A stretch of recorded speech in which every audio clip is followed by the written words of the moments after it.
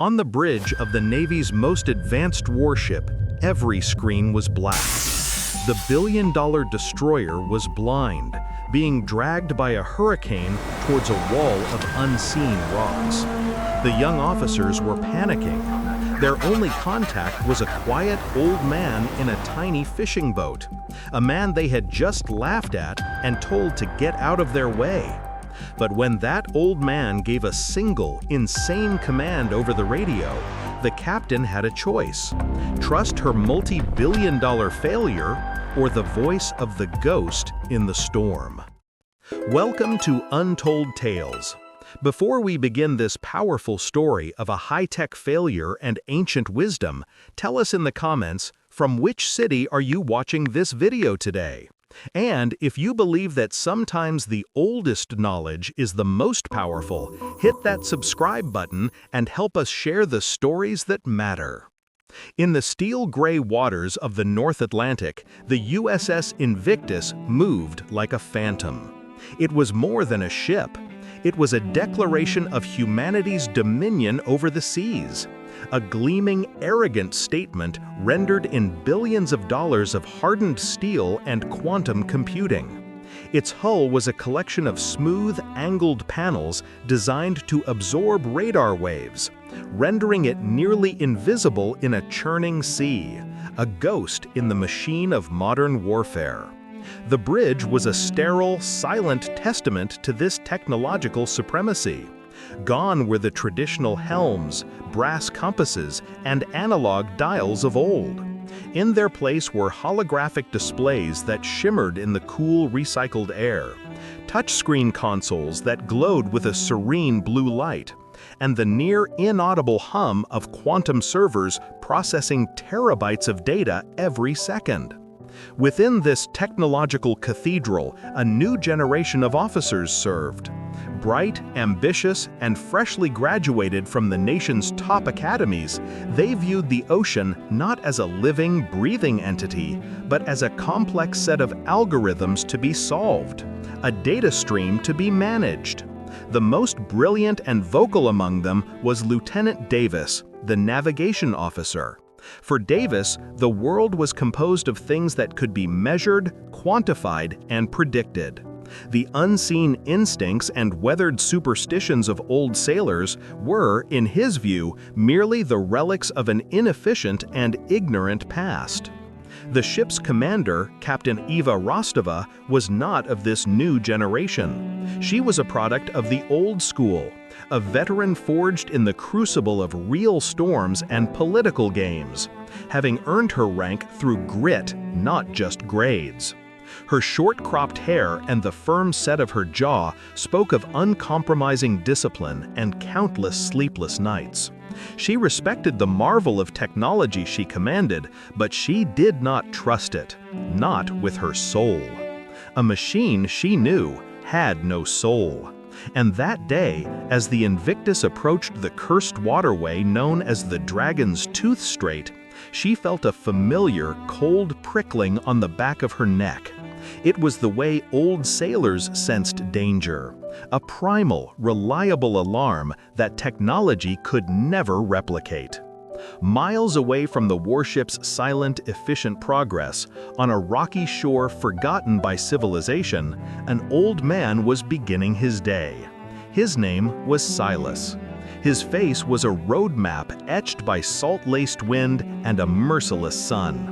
His hands, gnarled and calloused from a lifetime of hauling nets and coiling ropes, were as tough and reliable as old oak. As Silas sipped his morning coffee on the porch of his small wooden cabin, he looked out at the sea. He did not look at it as an officer looks at a map. He read it. He understood the rhythm of the waves, the whisper of the wind, the meaning in the cry of the gulls. And on this particular morning, there was something wrong in the reading. On the horizon, where an ordinary eye would see only clouds, he saw an anomaly, a sinister pause in the air's breath. A storm was coming. The sudden, violent kind that no satellite, looking down from the cold void of space, would ever see coming until it was too late. "The strait will show its teeth today," he murmured to himself. While most fishermen would be securing their boats and heading for shelter, Silas walked towards his own small, weathered but incredibly sturdy vessel, the Sea Nymph. For he was not just a fisherman, he was the unofficial guardian of these treacherous waters. The atmosphere on the bridge of the Invictus was one of confident, relaxed efficiency. Lieutenant Davis, with a flick of his wrist, brought the main holographic display to life, a shimmering 3D map of the Dragon's Tooth Strait.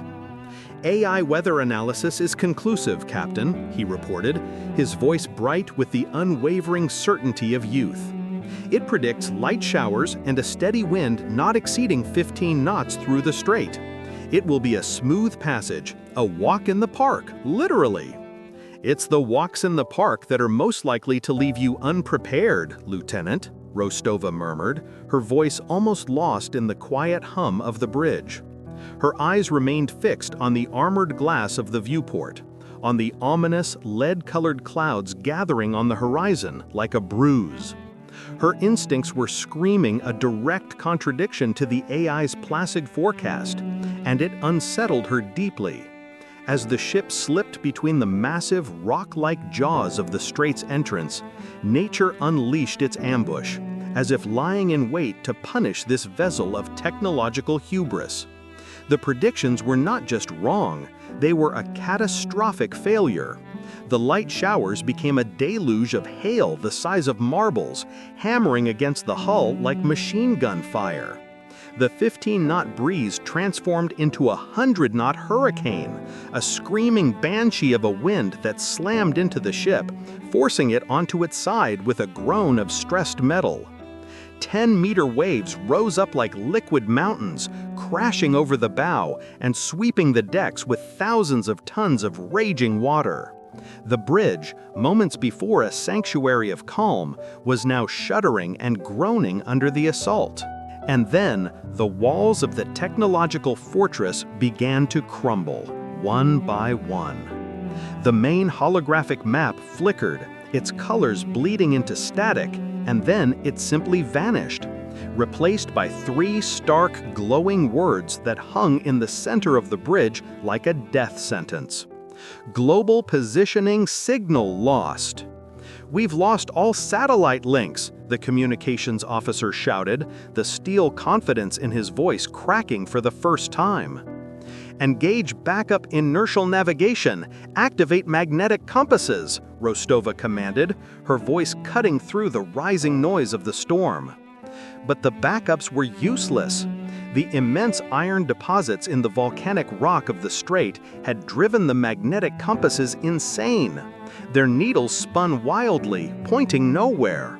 The inertial system, battered by the ship's violent lurching, had lost its initial reference point and was now spitting out nonsensical, drifting coordinates. The sonar, their last hope of seeing in the dark, went mad, overwhelmed by a cacophony of false echoes from the countless surrounding rocks and the millions of air bubbles churned into the water by the storm. Within minutes, the USS Invictus had been reduced to a blind, deaf, and mute iron hulk, trapped within the wreckage of its own failed technology. It was at the complete mercy of the storm and the strait's treacherous currents, drifting inexorably towards the unseen, razor-sharp teeth of the Dragon's Tooth. The confident atmosphere on the bridge had evaporated, replaced by a raw, primal fear. "Status report," Rostova barked into the chaos. Lieutenant Davis, his face pale and slick with sweat, looked up from his dark console. "We have no status, Captain. We don't know where we are. We don't know where we're going. We're just drifting." It was in that moment of absolute chaos and despair, as the most advanced warship on the planet drifted helplessly, that a faint, almost imperceptible blip appeared amidst the static on the surface search radar. "Captain, unidentified contact, bearing starboard, 200 meters. Radar cross-section is tiny, the size of a rowboat." Every head on the bridge snapped in that direction, peering through the armored glass into the maelstrom outside. There, rising and falling on the dark slopes of the monstrous waves, was Silas's old wooden fishing boat, the Sea Nymph. It looked impossibly small and fragile, a mere nutshell tossed on the furious ocean. On its bow, a stubborn silhouette in a yellow rain slicker stood braced against the wind and spray, a lone, defiant figure against the full might of the storm. The sight was so surreal, so utterly absurd in their life-or-death situation, that one of the junior officers let out a strangled, nervous laugh. "What in the world is that old man doing? Is he trying to commit suicide?" Then, a voice crackled through the ship's emergency frequency, cutting through the roar of the storm and the shriek of the wind. It was a calm, aged voice, laced with the static of a low-tech radio, but it was strangely steady. "Destroyer Invictus, do you read me? Name Silas. Looks like you're in a bit of a pickle." Lieutenant Davis, his professionalism shattered by fear and frustration, snatched the receiver. This intrusion, this folksy interruption in the middle of their high-tech catastrophe felt like an insult. "Identify yourself and your intent. This is a restricted military zone. Remove your vessel from our path immediately, or we will be forced to sink you." There was a pause on the other end, a moment of silence filled only by the howl of the wind. Then, the same unruffled voice replied, devoid of any fear or anger. "Son, you don't have a path right now. You're drifting. And your drift is taking you straight onto the largest tooth in this dragon's mouth. A reef the old sailors call the Kraken's scythe. But if you'd like, I can guide you through these teeth and out to safe water." "And how would you do that?" Davis shot back, his voice dripping with sarcasm. "You got a magic chart in that wooden tub, old man?" "No," came the simple reply from Silas. "I've got something better. I've got my eyes, and I know every current, every hidden rock in this strait like I know the lines on my own hand. All I need is your trust." "Trust you?" Davis laughed humorlessly. "We are the United States Navy. You are a fisherman in a storm. Now get off this channel. We have serious work to do." Captain Rostova listened to this exchange in silence, but her attention was absolute. Something in the old man's voice, its profound, unshakable calm, was bypassing all her training, all her logic, and speaking directly to her deepest instincts. This was not the voice of a man who was afraid of the storm. It was the voice of a man who was a part of it. The ship's situation was hopeless. With every passing second, the groan of the hull grew louder as the currents dragged them closer to the unseen rocks. Modern science had abandoned them in this primal trap. Perhaps the answer lay in that old world, in that calm, crackling voice. "Davis, shut your mouth!" Rostova's command cut through the bridge like a whip. The stunned lieutenant stepped back, his mouth half open. Rostova took the receiver from his trembling hand. "Silas, this is Captain Rostova. You see our situation. How can you help us?" "Captain," Silas's voice returned, now with a respectful tone acknowledging her authority. "Forget your screens, your sensors, all your clever machines. They are lying to you right now. Just give me your helmsman, your engine room, and most importantly, your trust. I will handle the rest." It was a proposition that bordered on insanity. To cede command of a multi-billion-dollar destroyer, to entrust the lives of her entire crew to an unknown fisherman in a wooden boat based on a promise. It violated every rule, every protocol in the book. But Rostova looked at the flashing red danger lights that painted the bridge in a hellish glow. She looked at the terrified, sweat-streaked faces of her young officers, their technological faith now utterly broken. She looked out the viewport at the merciless, churning water and the jagged shoreline that grew closer with every passing heartbeat. They had no other options. This was a leap of faith, a desperate bet on the old world against the new. "I await your orders, Silas," she said, her voice steady, betraying none of the turmoil within her. It was the hardest, most illogical, and most important decision of her career. A stunned silence fell upon the bridge. It was so quiet they could hear the hail hammering on the hull. Lieutenant Davis finally found his voice. "Captain, you can't do this. It's against regulations. It's suicide." "We are already on a suicide course, Lieutenant," Rostova retorted, her eyes locking onto his with an intensity that dared him to challenge her again. "Now every soul on this bridge will listen to every word that comes over that radio as if it were the word of God himself. Is that understood?" And so began one of the strangest, most unbelievable moments in the history of modern naval warfare. An old man in a tiny fishing boat, tossed about by a hurricane, began to issue commands to one of the most advanced warships ever built. But his orders were unlike anything the young officers had ever heard. There were no coordinates, no degrees, no knots or nautical miles. He spoke the language of the sea itself. "Helmsman, do you see that patch of churning water to port, where the gulls are gathering? The foamy bit. Steer the bow directly into the middle of that foam. Slowly. Engine room, there's a line ahead where the color of the water changes from dark gray to ink black. When you cross that line, I need you to cut the engines to 1/3 reverse. You're going to let the ship's own weight and the current do the work." To the young, tech-reliant officers on the bridge, these commands were the nonsensical ramblings of a madman. But the helmsman and the engine room, under the captain's unwavering gaze, obeyed every word without question. And the massive destroyer began to move through the invisible labyrinth of submerged, razor-sharp rocks with the impossible, terrifying grace of a ballerina, guided as if by an unseen hand.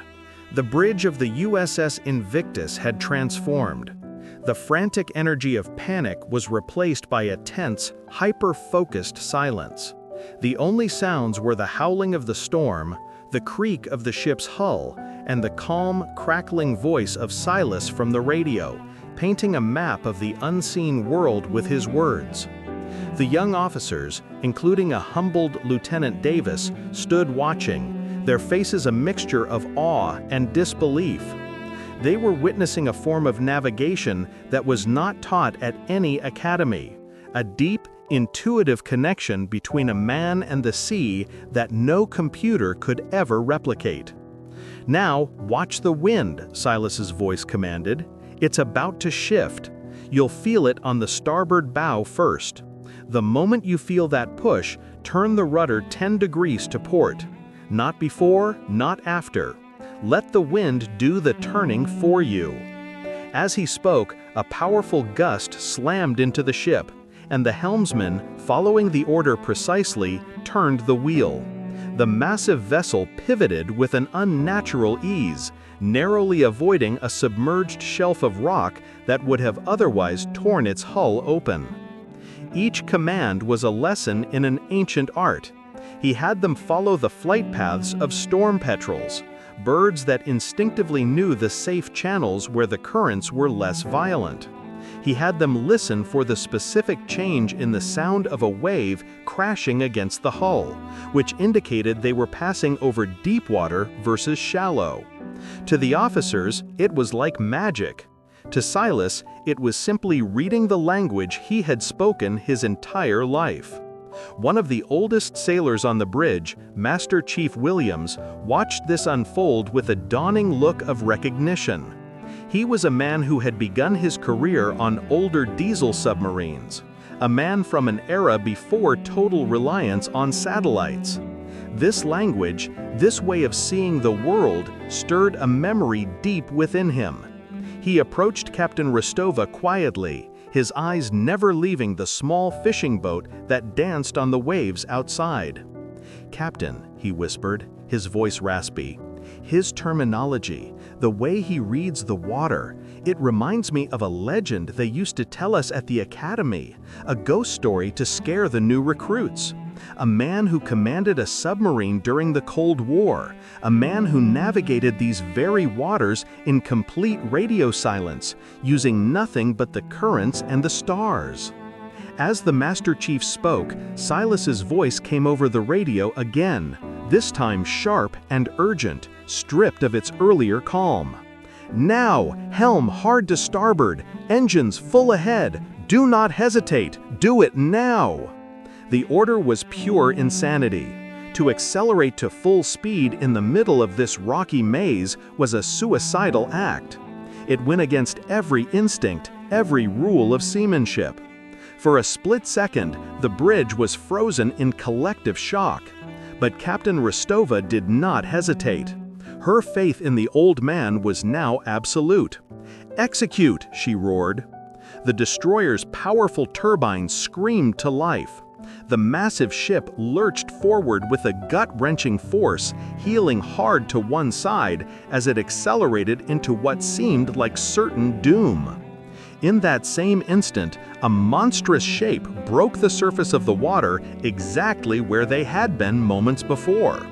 A massive, spire-like rock, the primary tooth of the Kraken's scythe, emerged from the churning sea like the fang of a leviathan. The USS Invictus surged past it, so close that the spray from its passage washed over the rock's jagged surface. Had they not moved, the rock would have pierced their hull from bow to stern. A collective gasp of horror and relief filled the bridge.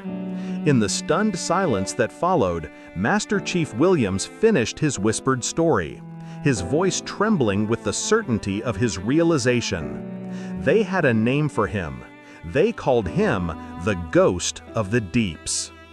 Captain Rostova finally understood. The calm voice on the radio did not belong to a simple fisherman. It belonged to a living legend. It belonged to Captain Silas, the brilliant but unorthodox submarine commander who had been quietly forced into retirement decades ago because his intuitive methods were deemed too unreliable and unpredictable for the new data-driven Navy. He was a ghost from the Navy's own past, now returned to save its future. An hour later, the USS Invictus emerged from the jaws of the Dragon's Tooth Strait and into the relatively calm waters of the open sea. As if its purpose had been served, the storm began to abate, the ferocious wind softening to a mournful sigh. One by one, like the lights of a city coming back on after a blackout, the ship's systems began to reboot. The holographic map flickered back to life, now displaying a perfect three-dimensional image of the deadly labyrinth they had just navigated. The route they had taken was a jagged, impossible line, a path that, according to the official charts and the ship's own logic, did not exist. The young officers stared at the screen, their faces pale. The data now confirmed what their eyes had witnessed: a miracle. Lieutenant Davis looked at the impossible route, then out the window at the small fishing boat, and a profound, career-altering sense of humility washed over him. Captain Rostova keyed the radio one last time. Her voice was filled with a gratitude and admiration that transcended rank and protocol. "Silas," she said, "you did more than guide us. You saved our lives. How can we possibly repay you?" There was a moment of silence on the other end, just the sound of the sea. Then Silas's voice returned, tired but content. "There is no debt, Captain. The sea always takes, but sometimes it gives back. Just teach those bright young men of yours that not everything of value can be found on a screen. Sometimes you have to just be quiet and listen to what the world is telling you." The small fishing boat, without another word, turned and began to head for the horizon, slowly disappearing into the morning mist that was now rising from the sea. On the bridge of the USS Invictus, no one spoke.